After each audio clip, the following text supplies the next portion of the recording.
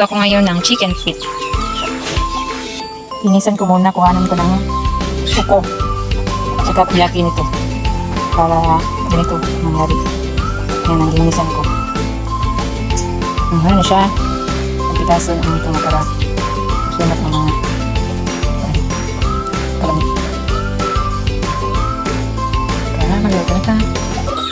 Mauna akong kuhan, sabol. Mga ricado. Igulan ako o chili powder. Toyo. Oyster sauce. O iodine salt. Ito, ang sabol sa aking manok ng adobo. Muna niya akong ipakuluan para mawala nga ang heat. So, ready to adobo na ang akong chicken feet.